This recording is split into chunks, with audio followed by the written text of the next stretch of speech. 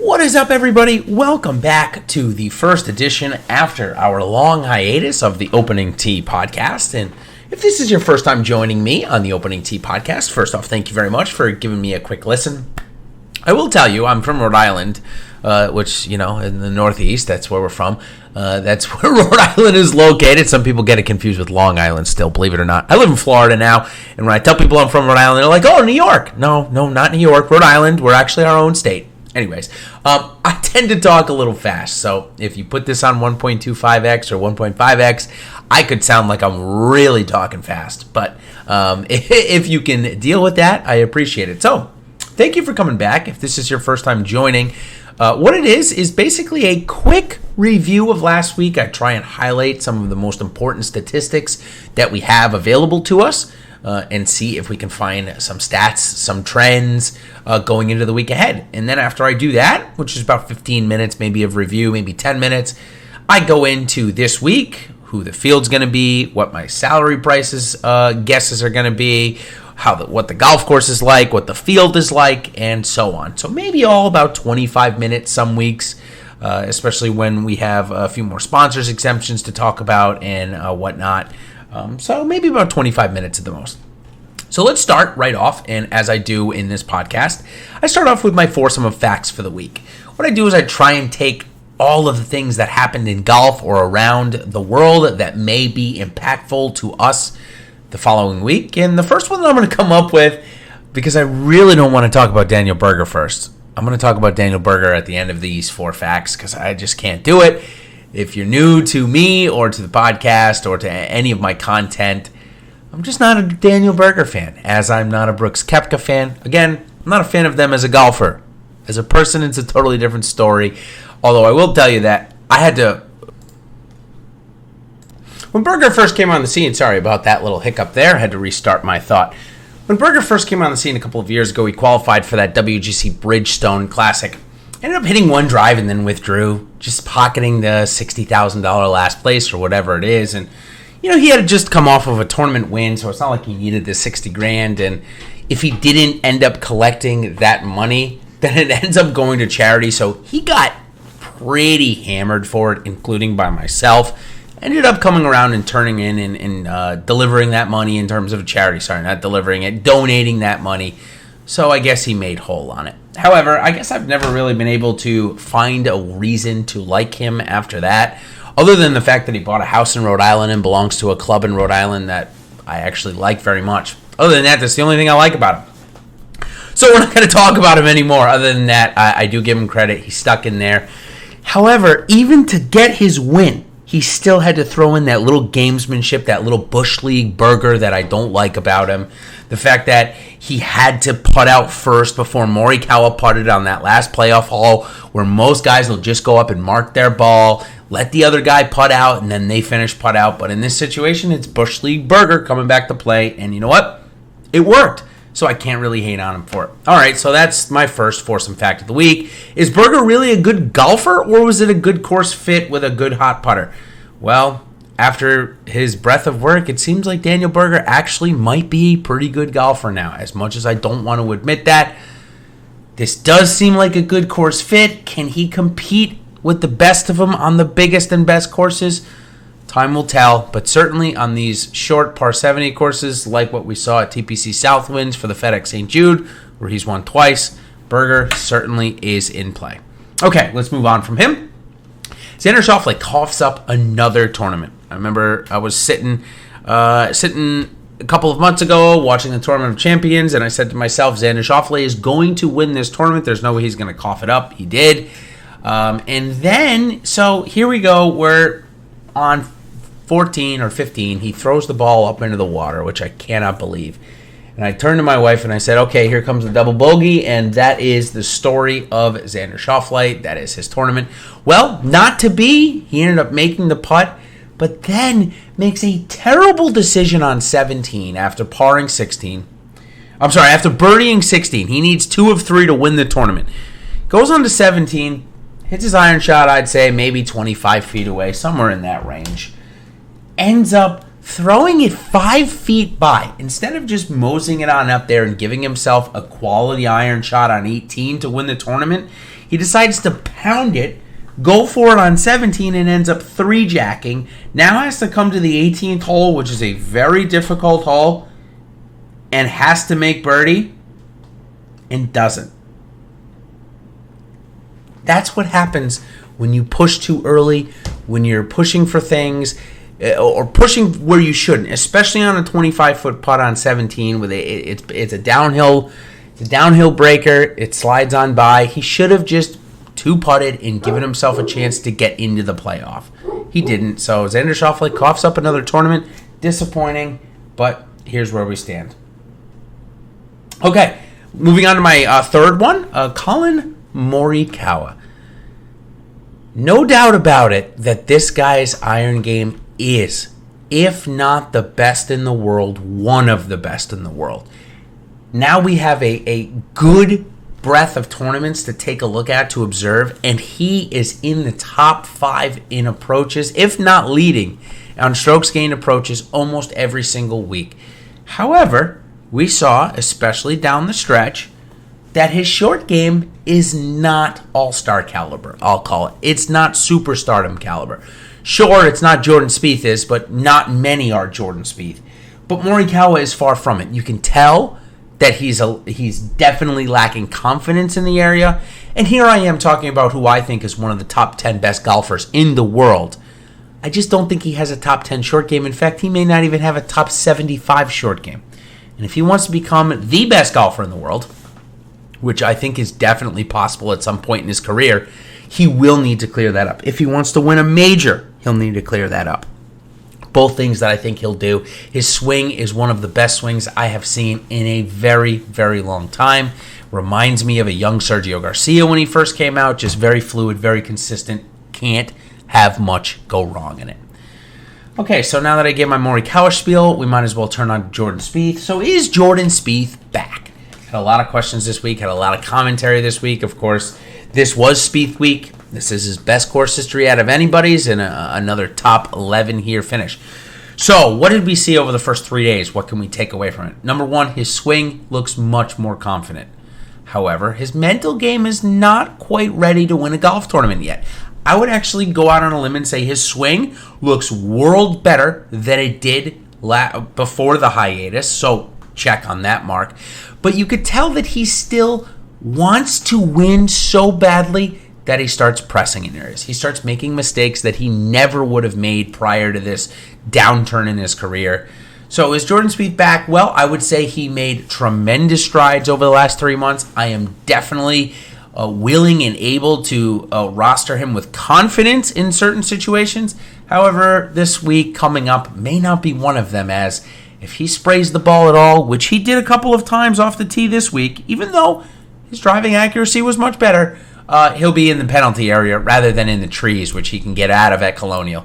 You can't get out of the middle of the marshland at the RBC Heritage at Harbortown. So, all right, that's going to do it for my Foursome Facts for the week. As I roll on by, we're going to go into my highs and lows for the week. Pretty easy. Matt Wallace and Andrew Putnam, who were two of my top owned guys under 7,000, both missed the cut terribly.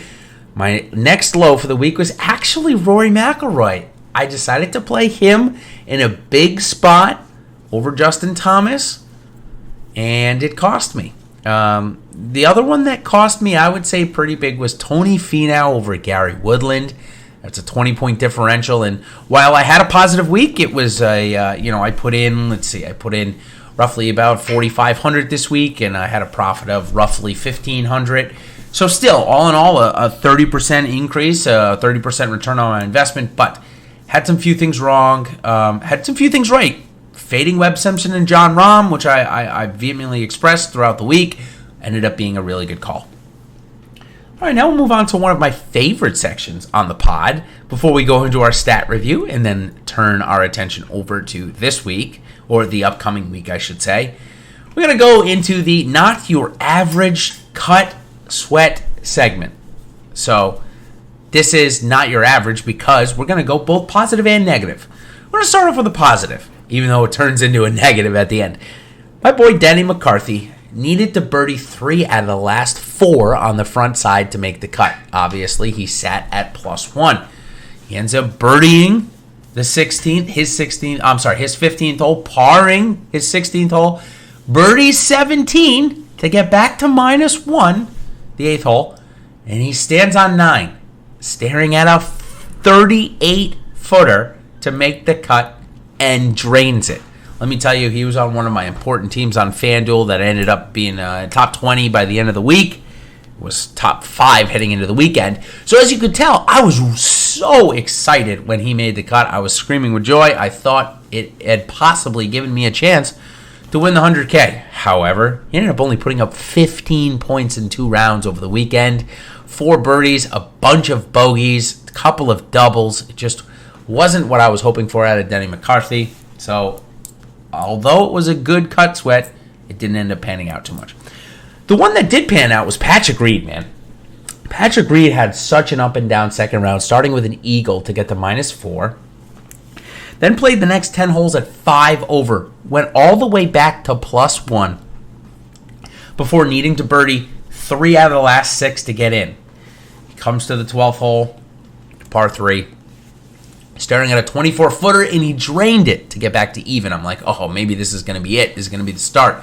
Sure enough, it was. He ended up birdieing 2 out of the next 4, including a chip in, and then went to -3. Proceeded to play the weekend shooting 63-67 for a solid 10 under on the weekend. Ended up getting inside the top 10. Just quality Patrick Reed stuff, so that was good. Now, we'll turn our attention to the negative side, and this is one of the best ones of the years, definitely.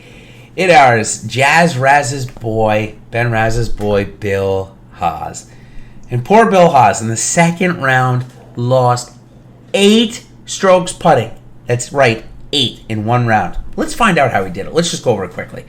Missed a 5-footer, missed a 2-footer, missed a 12-footer, missed a 3-footer, missed a 4-footer, missed a 3-footer, missed a 7-footer, missed a 10-footer, missed a 4-footer.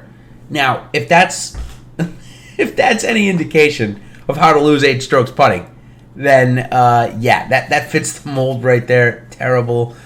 But his ball striking was really good. Plus, he comes to a tournament and a course where he's done well at before. Maybe he's in play this week after his 9 strokes lost putting in 2 rounds. Crazy. Speaking of 9, wasn't quite 9, but Josh Teeter lost 6 and shot +4. So he lost just to the cut. Then we got Emiliano Grillo. He lost 6, shooting +3. What a surprise. Shane Lowry, terrible. Lost 5.2 strokes putting and shot +4. CT Pan, the defending champion of this week's event, lost 4 and shot +2. John Rahm also lost 4 strokes putting and shot even. Adam Long lost 3.6 and shot +2. Kevin Streelman lost 3.6 strokes putting, shot even par for his 2 rounds. Sung Kang, who had a hole-in-one, but lost 3 strokes putting and shot even, did not make the cut. Graham McDowell lost 2.6 strokes putting, which is very surprising, and shot under par, -1, but did not make the cut. 2 pairs of Europeans, Tom Lewis and incredibly Bernhard Langer. They lost 2.2 strokes each and shot even par, while the last 2, Kevin Na and Tyler McCumber, both lost about 2 strokes putting. Kevin Na shot -1 and Tyler McCumber shot even. So all of those guys that I just mentioned, had they just matched the field in putting, would have all made the cut. That's what I like to do in the missed cuts cut sweat segment. I like to go and look at guys that just putted terribly, because as we know, if there's anything in the golf game that can come around in a heartbeat, it's the putter, no doubt about it. All right, let's move on to some statistical review, and this is where I give you the top strokes gained and old school stats, where I try and compare them and find out just how each golfer gained the strokes that they did. So Bryson DeChambeau led the field in strokes gained off the tee. No surprise there. He also led the field in driving distance. Xander Schauffele, Tony Finau, Rory McIlroy, JT Poston, Billy Horschel, Louis Oosthuizen, Jason Kokrak, and Abraham Ancer were the top guys outside of DeChambeau in strokes gained off the tee this week. While in driving accuracy, it was Lucas Glover, Harold Varner, Adam Schenk, Jim Furyk, the aforementioned Poston, Chesson Hadley, Bud Cauley, Billy Horschel, Justin Rose, Jason Kokrak, who we just mentioned, and also who we just mentioned, Xander Schauffele. So we've got about 4 golfers out of the top 10 from driving accuracy that found themselves in top of the strokes gained off the tee. And when we move to driving distance, believe it or not, there is not nearly as many guys. Just Bryson DeChambeau and Rory McIlroy were the only two. Other than them, though, Matthew Wolff, Cameron Champ, Bubba Watson, Brooks Koepka, Peter Uihlein, Johnny Vegas, Keith Mitchell, and Jordan Spieth. Wow, that's an interesting name. Round out your top 10 in driving distance. So, in terms of a quick review, driving accuracy, of the top 10, 4 of those were in the top 10 in strokes gained off the tee, and in driving distance, only 2 of them were found.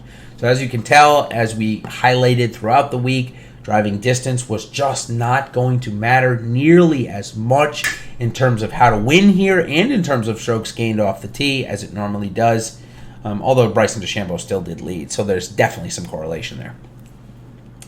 Okay, we move on to strokes gained on the approach. Gary Woodland, Justin Thomas, no surprise, Colin Morikawa, Harold Varner, Daniel Berger, Lucas Glover, Joel Damon, Bryson DeChambeau, Doc Redman, and Abraham Answer.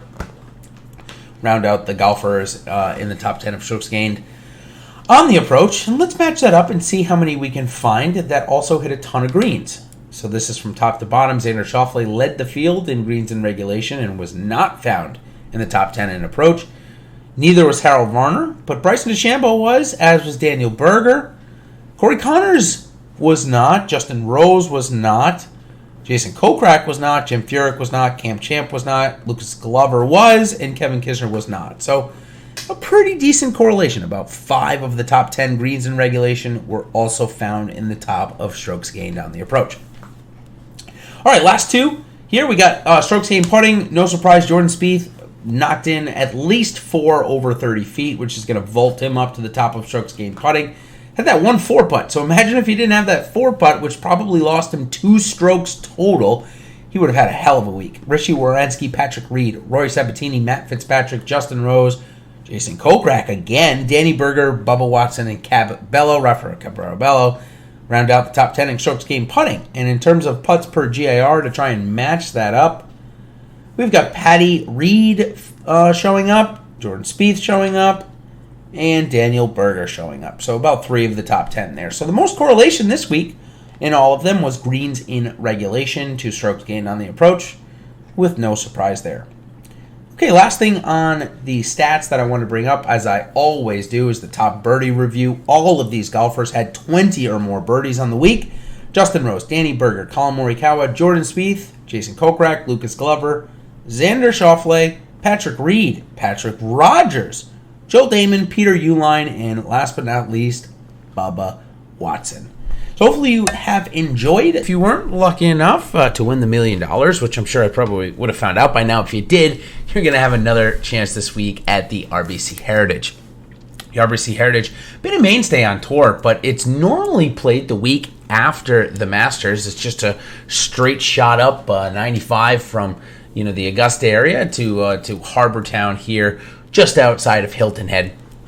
And so it has its own unique characteristics. First off, the tournament itself, the winner gets a plaid jacket, very similar to the one that was just handed out this week for the Colonial Tournament. So interesting that these 2 tournaments are played back-to-back this year, with everything happening with COVID, of course. And they're actually very similar golf courses in a way, or at least play to certain strengths within them.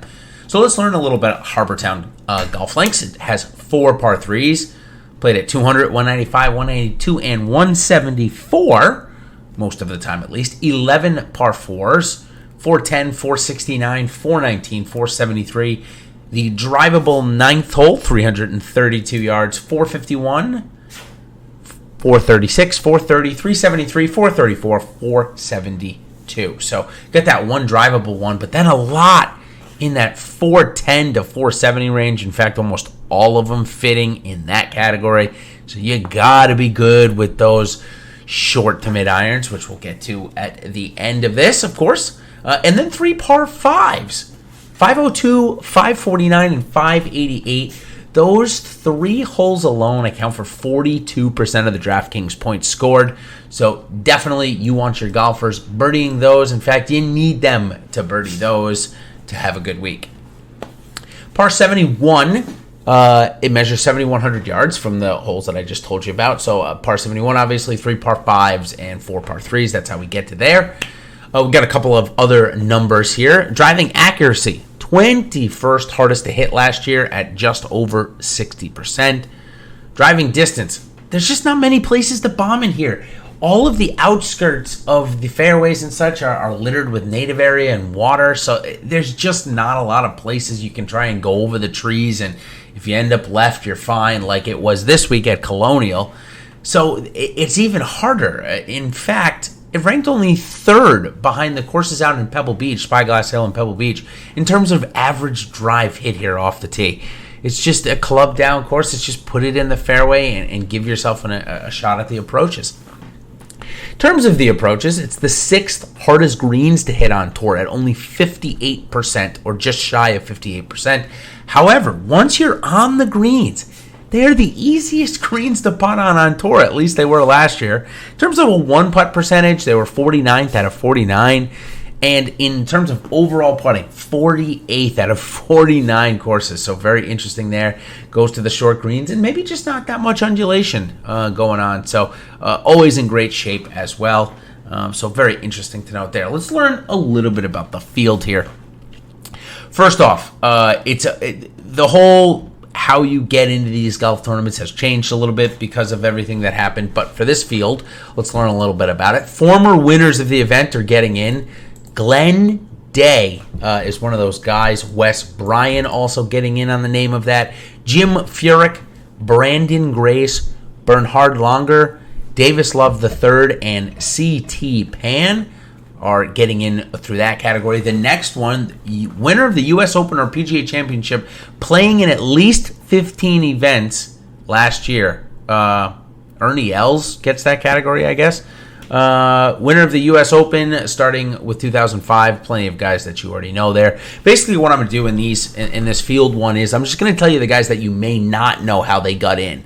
Winner of the last 5 Masters, Danny Willett gets in through that category.